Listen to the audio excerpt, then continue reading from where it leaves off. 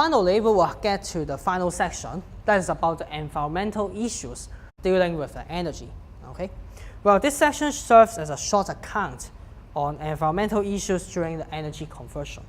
The energy conversion from one form to another often produces byproducts which affect the living environment as well as the air we are breathing. Thus, we need to also consider the environmental impact when studying energy. Okay? First of all, fossil fuel is the primary source of energy nowadays, so there are lots of fossil fuels being combusted every day. However, combustion of fossil fuels produces the following three types of major air pollutants. Okay? That's carbon monoxide, the unburnt hydrocarbons, as well as nitrogen oxides. Okay? Nitrogen oxides. Okay? Well, carbon monoxide is formed when the fuels are not combusted completely. Okay? It's colorless, odorless, and poisonous. Okay? It is because carbon monoxide binds with the red blood cells irreversibly, okay, thus lowering the oxygen carrying capacity. Okay? Well, you just think of some students occupy many of the seats and they don't want to go even you ask them to go to give a seat for you, so you can't have a seat.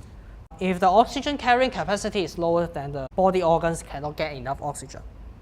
Okay? The burnt hydrocarbons also come from incomplete combustion, okay, because if some hydrocarbons are input to a certain devices, but they are burned incompletely, that means some of them are left unreacted.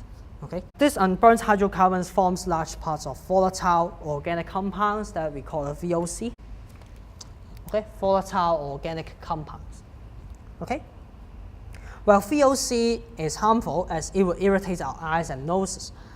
Besides, some of the organic compounds are carcinogenic to humans, and we should avoid them. Okay? Nitrogen oxides form because of a high temperature in the combustion chamber that triggers the combination of nitrogen and the oxygen into nitrogen monoxide. Okay? It then forms nitrogen dioxide in air readily in the room temperature.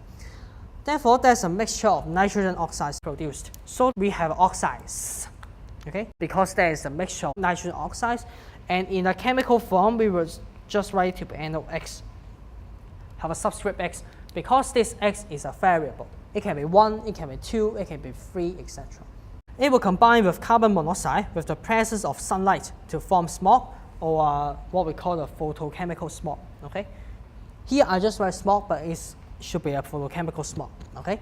Photochemical smog is a brown haze that has ozone as a major component. And here, please do not confuse it with the ozone in the ozone layer at the top of the atmosphere. They are different. Okay? They are different. The smog not only reduces the visibility, but also causes adverse health impacts, such as the shortness of breath, hardening of air sacs inside our lungs, etc.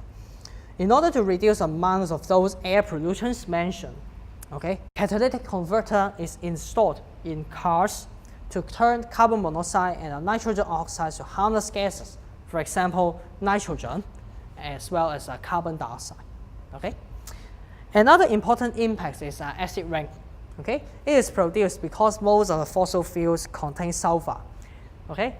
When it reacts with oxygen to form sulfur dioxide upon the combustion. Okay? Sulfur dioxide together with the nitric oxides, okay, then would dissolve in the water vapor to form sulfuric acids as well as nitric acids. Okay? Acid rains causes corrosion of monuments as most of them are made of marble. That's a kind of calcium carbonate. Okay? It will also cause the soil and water bodies too acidic for the living things to live in. Okay?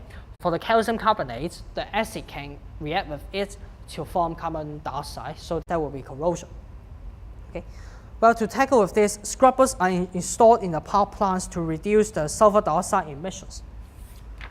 Also, it is encouraged to use low sulfur coal instead of a high sulfur one.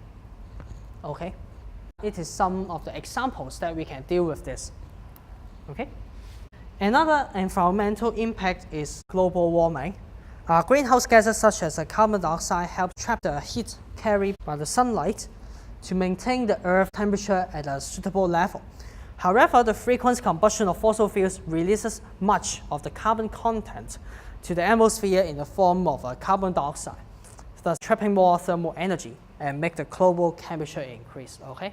Because we know that the formation of a fossil fuels requires millions of years, but those combustion of fossil fuels just take us several seconds to occur. So if there is a frequent combustion of fossil fuels, then there will be a very, very large amount of carbon content in the atmosphere.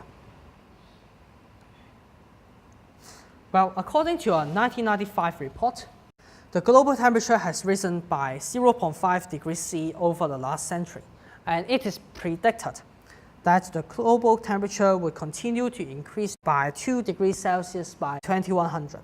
Okay? It is feared that this causes a change in the climate. For example, more extreme weather conditions like a typhoon and a drought will happen more frequently. Okay? More and more evidence shows that the global climate change is caused by global warming. Okay? So how can we tackle this problem? Okay? Well, there are two ways. First, we should develop processes that have a higher conversion efficiency. Okay?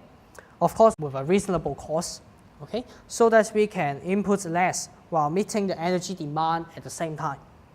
Second, we should meet our energy demands by using renewable energy. Okay? Like green energy, hydroelectric energy, tidal energy, etc., instead of using fossil fuels, so that the greenhouse effect deterioration can be stopped. Okay?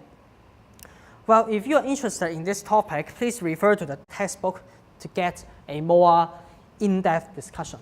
Okay? Well, that's the end of chapter 2. Again, if you have any question, just go to the welcoming page and obtain our Gmail address and drop us an email. We will reply to you as soon as possible.